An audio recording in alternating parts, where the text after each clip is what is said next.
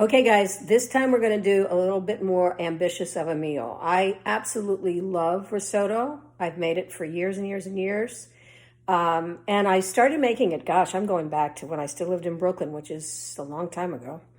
And it's easy, but it's a bit more adventurous, if you will, because there's more process and more steps. You can make a very simple risotto with no additional things, which to me is boring. So I'm going to add asparagus, and then I make a mushroom with tarragon that I add. And by the way, the mushroom by themselves are really, really good, just as a side dish if you like mushrooms. In this case, we're adding it to the risotto. Risotto takes time. And what's most important for you to think about when you're making this dish, risotto should be al dente. It is not something that's supposed to be mushy. It's not at all to be that. But if you don't like al dente, then just cook it a little longer, add a bit more broth, and it will be perfect. So I hope you enjoy it. It is, again, a little bit more adventurous, takes a little bit more time, but it's a really good hearty dish. In Italy, it's often used as an appetizer. And for me, whenever I've made it, I often, like with chicken piccata, I would add risotto as a side dish to the chicken piccata, or if I were making veal piccata. And so we're going to get a little bit more challenged this time, but I'm sure you're going to be able to do it. Make sure that you taste it toward the end. Make sure it's cooked to your liking. And you do that before you add the asparagus and the tarragon mushrooms. Good luck.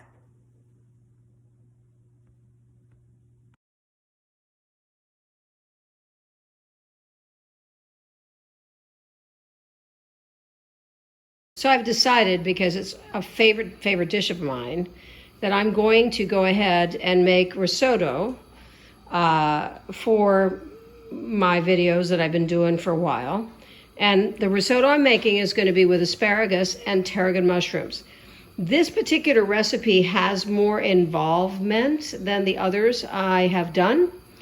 And so the first thing I'm doing is I'm going to parboil the asparagus. So it's just a little bit tender, not completely cooked through.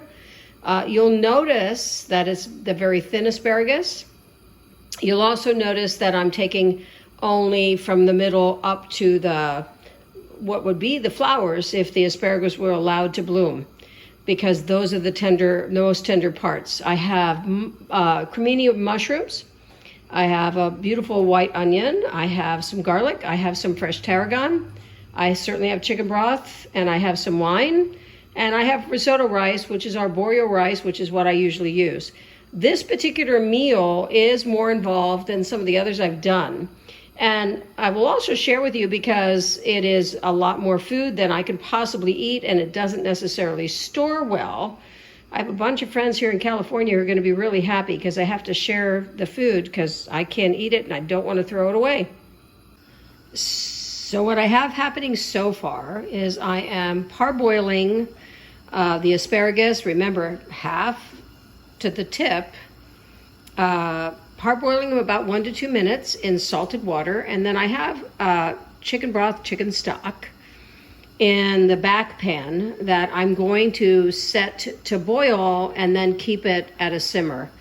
And that's the beginning of what we're doing. The next thing you're going to see me do is deal with my cremini mushrooms that I will be cooking with tarragon and garlic.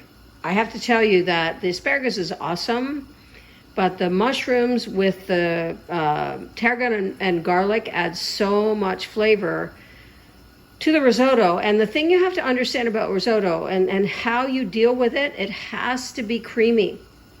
The goal is that everything about the dish, the risotto, when it's finished, is that it's very creamy.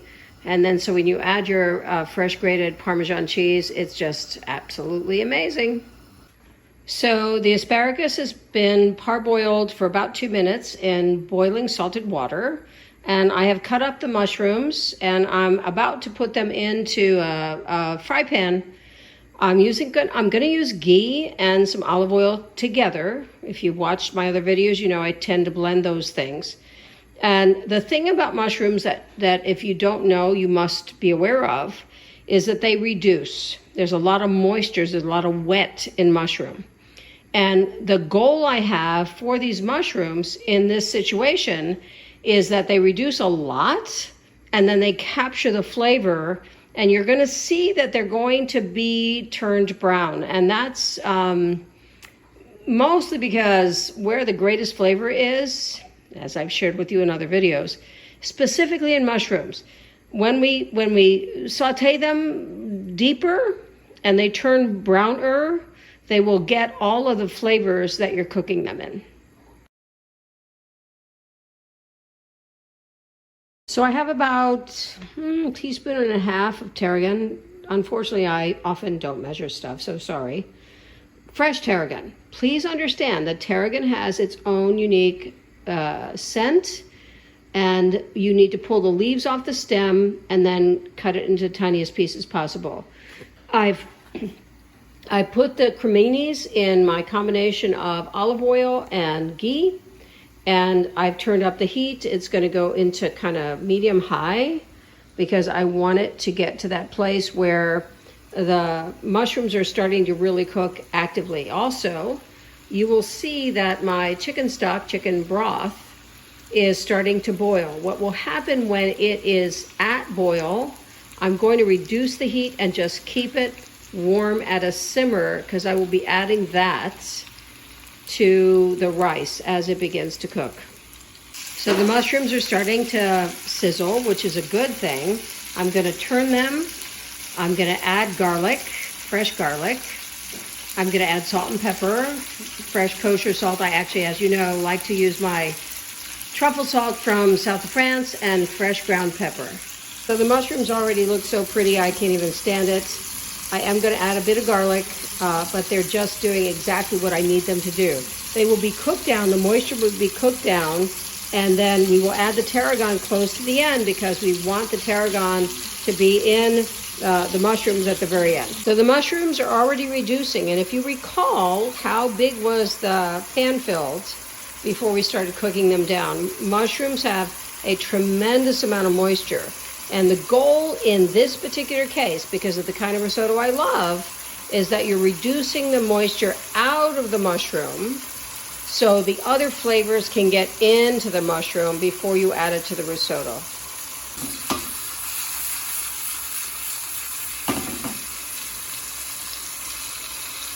So the mushrooms have been cooking at about medium, and that's intentional. I want them to cook rather intensely, and if you notice, they're browning.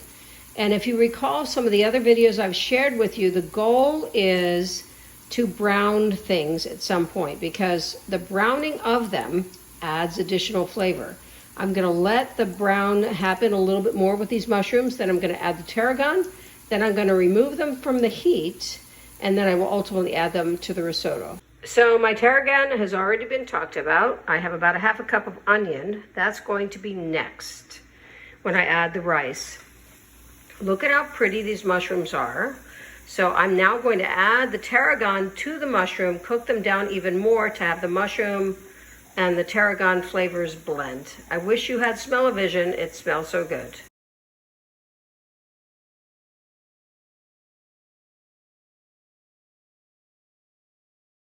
So what I've done is added about a half a cup of diced onion and about a teaspoon and a half of fresh garlic. And the goal here is to have the onion go clear and not burn. So be very cautious with this. It's in about about a quarter cup of fresh olive oil and about a tablespoon and a half of fresh ghee.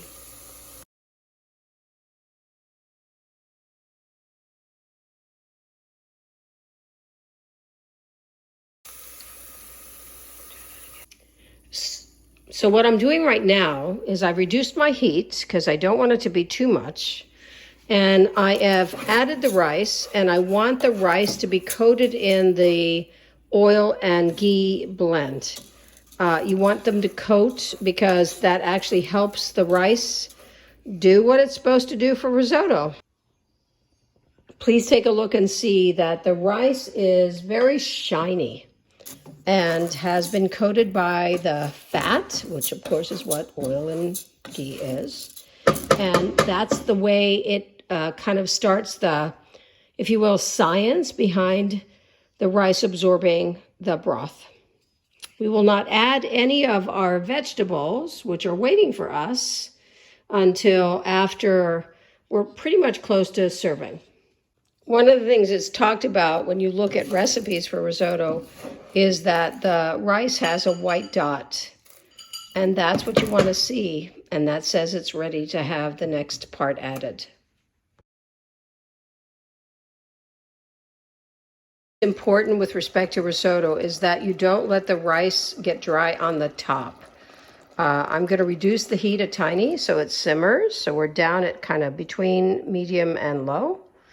We don't want it to cook too fast, but we also don't want to have it go too slowly because then the rice will not absorb properly. So right now, what I'm paying attention to is that how are we doing in terms of dryness at the top.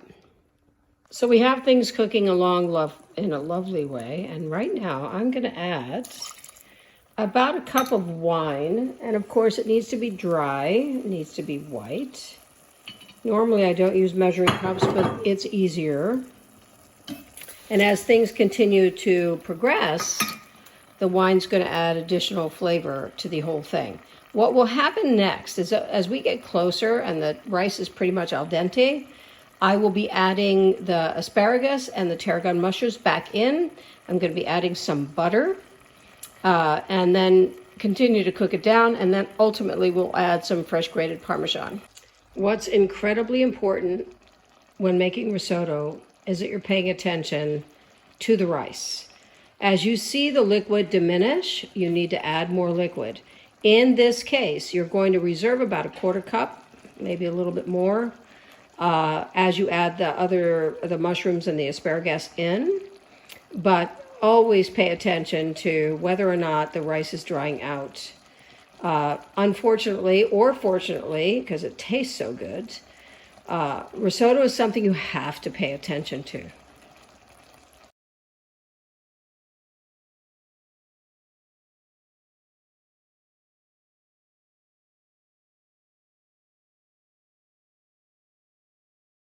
I've added the asparagus and I've added the tarragon mushrooms. And now I'm adding an additional quarter to half a cup of chicken broth. Guys, please understand, pay attention to the dryness. If you need to add more chicken broth or stock, do that through the process. Taste your rice. It doesn't want to be too hard and firm. What's going to happen next is I'm going to add a bit more of the broth, and then I'm going to add some butter, and I'm going to let it sit for a tiny bit. So now at the end, I'm actually covering the pan and letting it sit. So once again, if you watch my other videos, you know I'm all about flavors blending. So that's what's going to happen right now. And I am going to eat this in just a couple minutes, and I'm so excited. And, you know, pretty much all my friends are excited too because they know that I can't eat it all. So I'll be sharing. Too bad you're not close if you're watching from far away.